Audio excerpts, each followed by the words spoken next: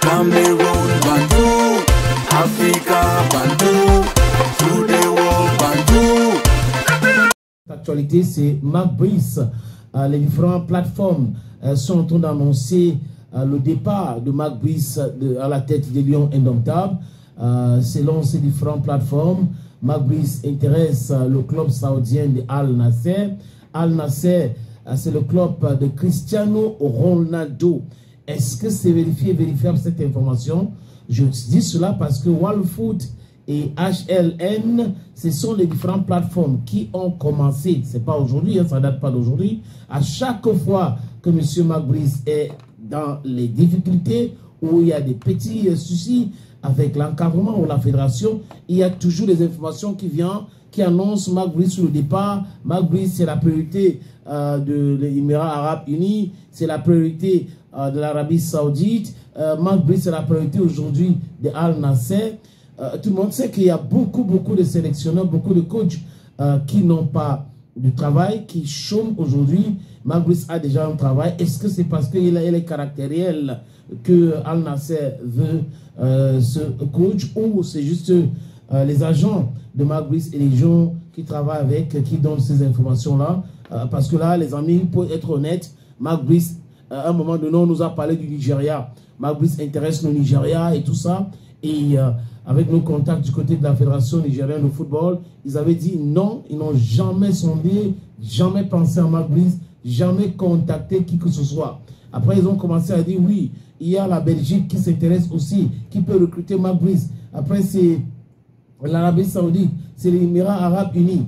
Bon, c'est aussi ça, la communication, on peut faire aussi son hyping, sa communication pour que les pays ou les clubs s'intéressent à lui.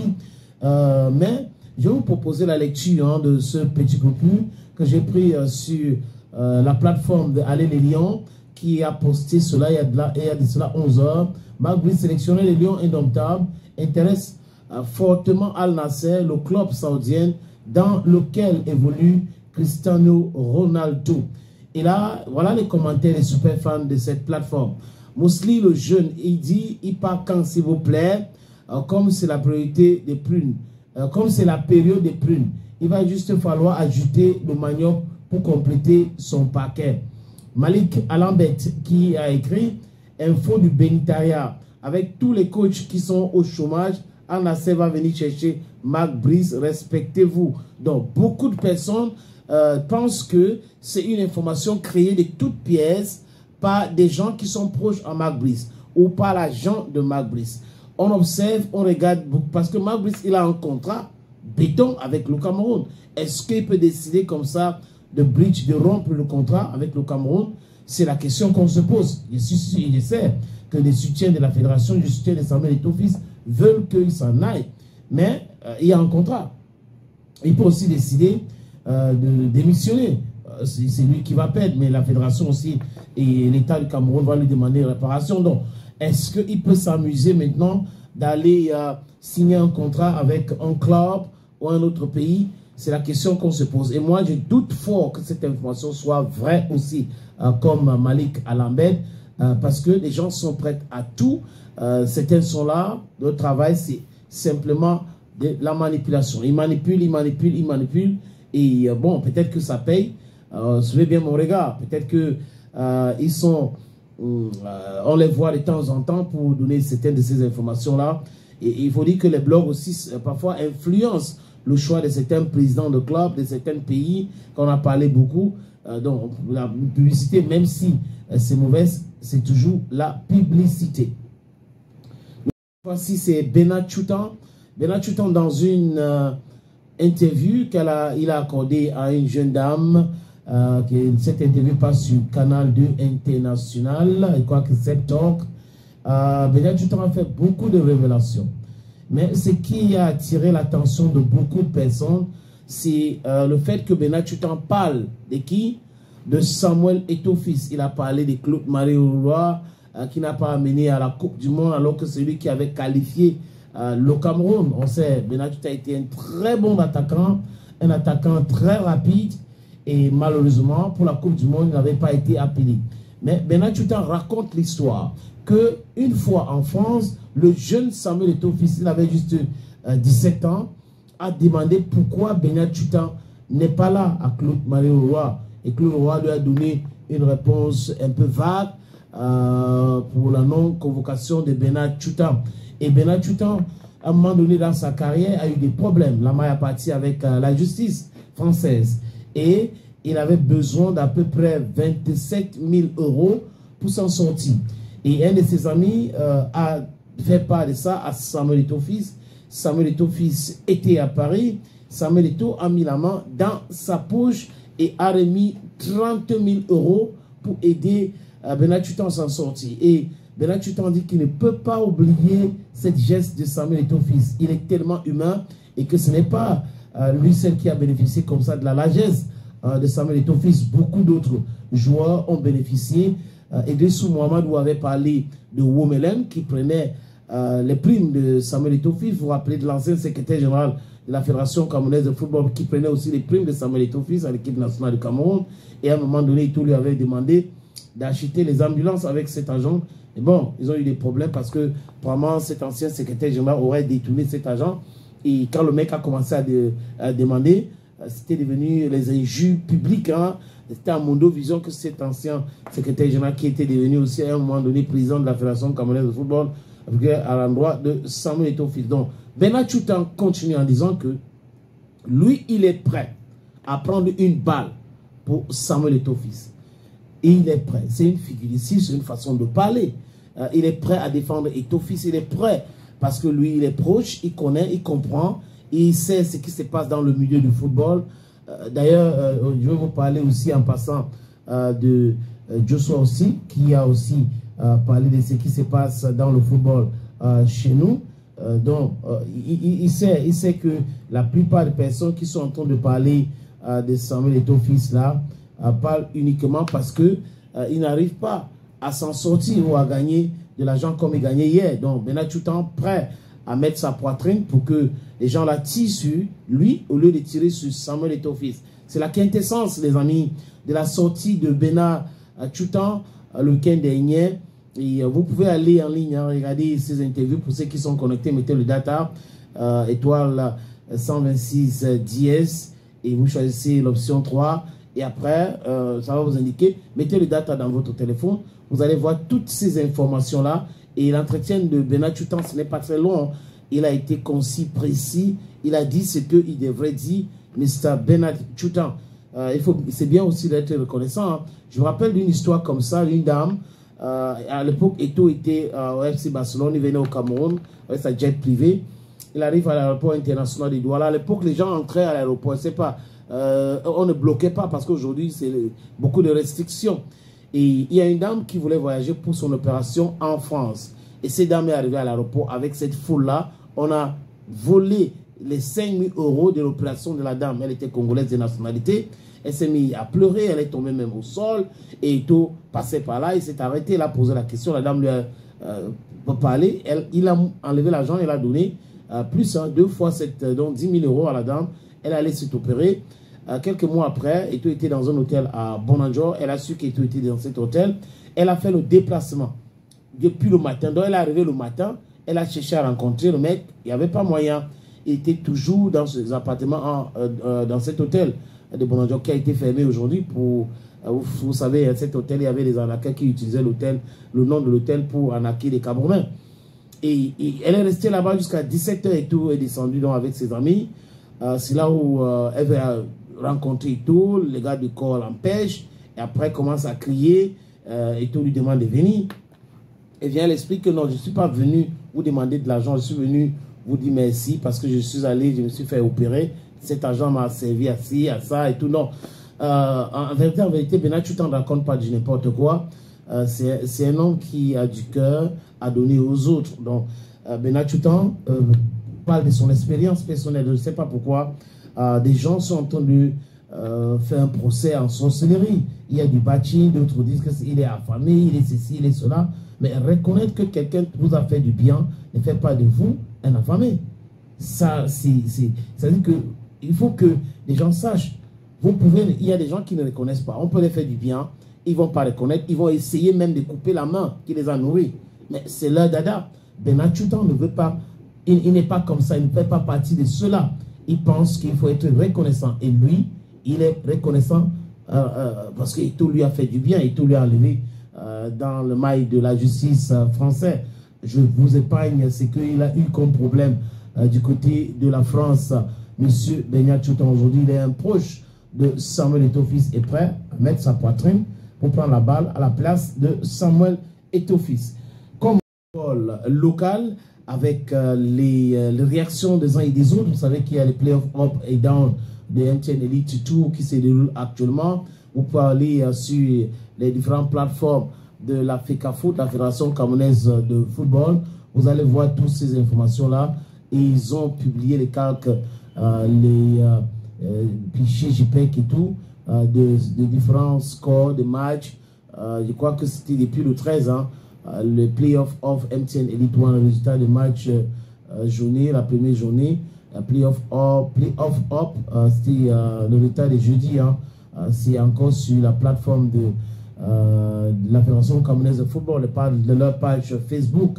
Le résultat pour le 12, on a tourné Kalara Club qui avait été battu par l'Esport de Hongkong 2, 1-0. Avion Académien a battu Bafman United 1-0. Aigle Royal de la Ménois a battu Atlantic Sport Academy de Kribi 4-2. Edding Sport FC de la Ligue qui a fait match avec Ngorki Tunja Football Club. Et première journée toujours, playoff down cette fois-ci, Racine de Bafoussam a fait match avec le club Yaoundé 2. AS Fab de Yaoundé a battu Unisport d'Abomban. Fovo Club de Baham a battu 3-2 et Socha of Limbe. Voilà donc, ça c'était le résultat de la première journée, donc publié par la Fédération Camerounaise de Football le lendemain de cette première journée.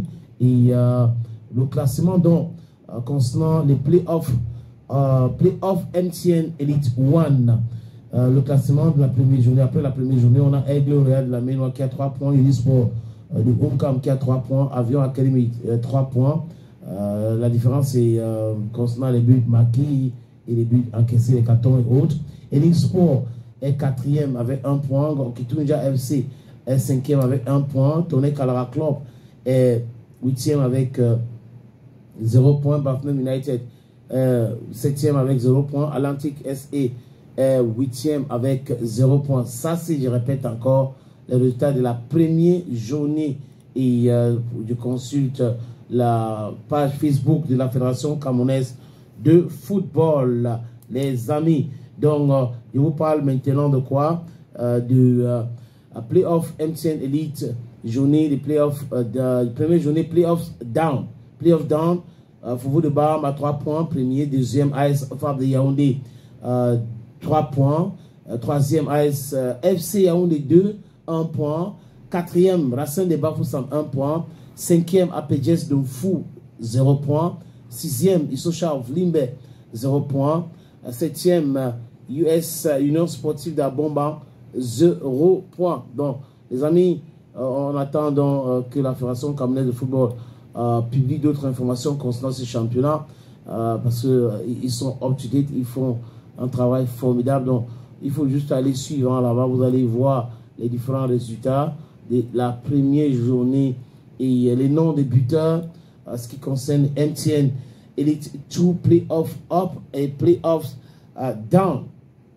Les amis, Josso aussi a été invité sur le plateau d'une chaîne de télévision qui est spécialisée dans le sport.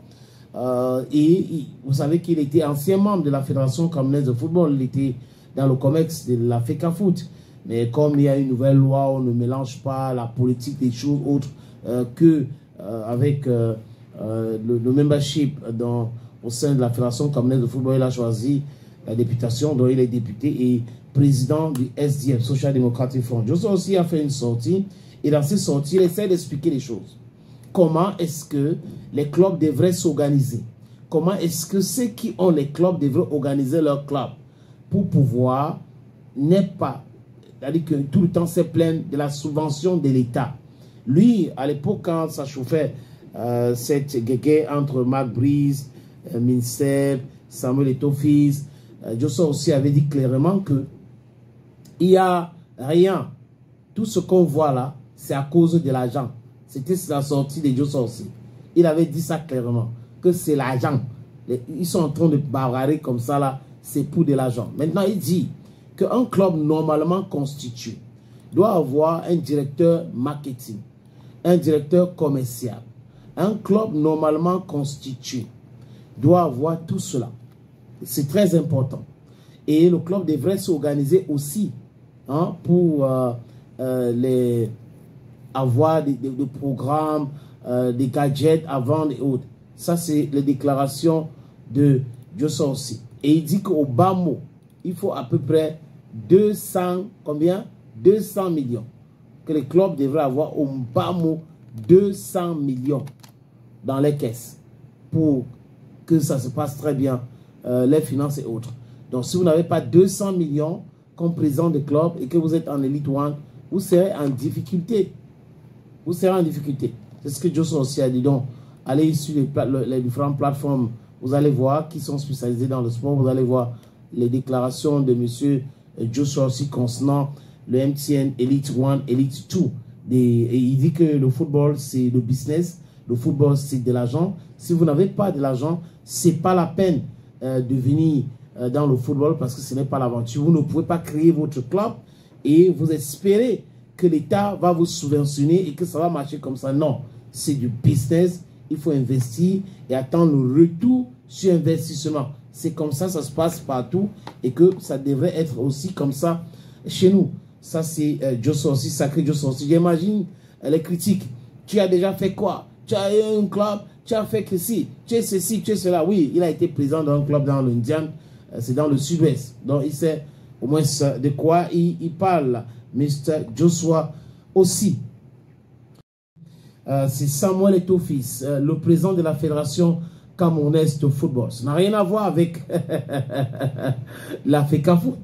Rien à voir absolument avec la FECAFOOT, mais vous le savez très bien, on ne peut pas parler de Samuel Eto'o-Fils sans toutefois indiquer qu'il est le président de la Fédération camerounaise de football. Il parle de sa femme. Eto'o parle de sa femme. Et ce n'est pas la première fois que M. Eto'o parle de sa femme. Il a toujours parlé de Georgette. Il a toujours parlé de sa réussite. Et il a toujours jeté les fleurs à Georgette. S'il est ce qu'il est aujourd'hui, M. Samuel Eto'o dit que c'est grâce en grande partie à sa femme. Et il a pris l'exemple à l'époque où il était blessé. Il dit que quand les joueurs sont blessés, parfois ils sont très mal nourris. Ils prennent du poids, mais avec sa femme, tout était très bien organisé. Et Georgette a été là depuis très longtemps. Et elle a traversé des moments difficiles avec lui. Où des scandales et tout ça, elle pouvait dire que ok, moi je ne supporte pas, moi je veux vraiment partir, c'est bon pour moi, d'accord, des choses. Non, elle est restée zen, elle est restée mature, elle est restée là pour construire son mariage et préserver ce couple-là. Donc, un mariage qui marche, honnêtement les amis, sachez très bien que c'est la femme qui fait en sorte que ça marche. Si la femme ne veut pas que ça marche, bah, tu vas tout faire, ça ne va rien donner. Donc, si tu lui donnes quelque chose, elle peut multiplier. Tu lui donnes la paix, vraiment, ça sera chouette. Tu lui donnes autre chose. Et si elle n'est pas mature, si elle n'est pas solide mentalement, bah, elle va tout gâter. Donc, Georgette, c'est ce qu'on appelle en anglais the cornerstone of the marriage. C'est la fondation de ce couple-là. Et M. Samuel Eto'o-Fils fait bien de le dire. Dans beaucoup d'interviews, à chaque fois qu'on lui pose cette question, il répond de la même façon. Vous savez que certains blogs au Cameroun avaient déjà signé le divorce entre Samuel Eto'o-Fils et Georgette. Pourquoi il n'est pas au Cameroun? Pourquoi il est ceci? Ça veut dire qu'ils se sont séparés. Oui, le Nyandom est déjà fini. Ils se sont séparés. Et Georgette l'a ruiné. Parce que le divorce, ça se paye cash. Vous savez, ça fait ceci, ça fait cela. Non, le gars est toujours avec sa femme et fier. Il y a une émission, il a fait une émission sur la chaîne allemande Deutsche Welle. Je crois que cette émission sera diffusée demain à partir de 9h. Donc, il faut que ceux qui sont les fans de Samuel Eto'o-Fils, les fans de Georgette, écoutent quand même cette émission. Ça parle aussi de la femme, le divorce et la précarité. Vous savez, généralement chez nous, les femmes sont ceux qui souffrent après le divorce. Et elles vivent beaucoup plus dans la précarité après le divorce chez nous. Donc, à cette émission, on va traiter ce sujet-là. Et tout va prendre part et il va dire ce qu'il pense. Et vous le savez très bien, comme je l'ai dit tout à l'heure, M. Samuel Eto'o-Fils parlera de son couple, il parlera aussi de sa femme, Georgette Eto'o. On continue avec André Onana. Monsieur André Onana était au Burkina Faso. André est allé assister son ancien coéquipier Traoré. Et il y a eu des matchs amicaux. Il a fait le tour du Burkina Faso. Ils étaient à Bobo Dioulasso, la fondation Bertrand Traoré. Bertrand Traoré, c'est un ancien coéquipier, comme le disait tout à l'heure, de André Onana. Bertrand Traoré, qu'est-ce qui m'arrive? Bertrand Traoré a joué à Ajax Amsterdam avec André Onana. Donc, il a invité ses amis. Ils étaient là et ils ont participé à ce match de gala organisé à Bobo Dioulasso par la fondation Traoré. Et il a dit concernant l'habillement de M. André Onana. Peut-être on va en parler en deuxième partie, mais André Onana était bel et bien là. Et il a passé du bon temps au Burkina Faso. On a vu André Onana visiter le musée Thomas Sankara, le lieu, la maison d'entente, là où Thomas Sankara avait été assassiné. Il a aussi, il est entré dans une voiture blindée made in Burkina Faso. On a vu ces images-là, c'était des images chouettes. Donc, il a passé de bons moments avec ses amis, ses anciens amis, avec Traoré. Bon, il y a une question qui tarote l'esprit de beaucoup de personnes. Monsieur Onana, pourquoi qu'il a fait la veste, qu'il a porté, on va essayer de décortiquer cela dans quelques instants, mais le plus important, c'est qu'il a passé de bons moments du côté du Faso. Et il faut savoir aussi que quand on est une star, les gens scrutent, les gens fouinent, et fouinent même votre vie, et regardent ce que vous avez porté. C'est important. Si vous ne voulez pas qu'on parle de vous, les amis, ne soyez pas une personnalité publique. Parce que si vous êtes une personnalité publique, surtout à l'heure 2.0 là, ben, l'androïdicité, ben, on va parler de vous. Vous ne pouvez pas empêcher les gens de parler de vous. Tout le monde va parler de vous, de votre vie, de ce que vous faites, ce que vous avez porté, ce que vous avez mangé. That is how it is. That's the life of celebrities. Nous parlons maintenant de fils de Samuel Eto'o-Fils. Ça sonne comment, non, les amis? Ça sonne bien, non? Nous allons parler du fils de Samuel Eto'o-Fils, Étienne. Étienne qui joue à Rayo Vallecano B. De temps en temps, il joue aussi avec l'équipe A, la Liga. Et cette équipe-là est en train de jouer des matchs pour pouvoir monter en première division. Donc, c'est fort probable que Rayo Vallecano ait deux équipes dans le championnat élite. Waouh, ça sera historique. Hein? Les playoffs se tiennent de ce côté-là. Et Monsieur Étienne Eto'o a marqué un doublé. Il a fait un doublé. Donc Étienne a permis à son équipe de s'imposer à Varia. 2-1. Bon, il faut dire que c'est la phase finale des playoffs du côté de l'Espagne. Et la question qu'on se pose, parce qu'il fait partie des meilleurs buteurs camerounais en activité encore. Quand vous regardez tous les buteurs camerounais, vous regardez Brian Beme, vous regardez Soko, vous regardez Namasso, et il est, comment il s'appelle encore, Abouchou, voilà, j'avais dit Aboubakar Vincent, mais Abouchou, c'est le chouchou des femmes. Depuis la CAN qui était joué au Cameroun, il était le chouchou des femmes, parce qu'il a fait des choses à Aboubakar Vincent. Oui, donc, si on regarde tous ces attaquants-là, Monsieur Étienne Eto'o fait partie de meilleurs.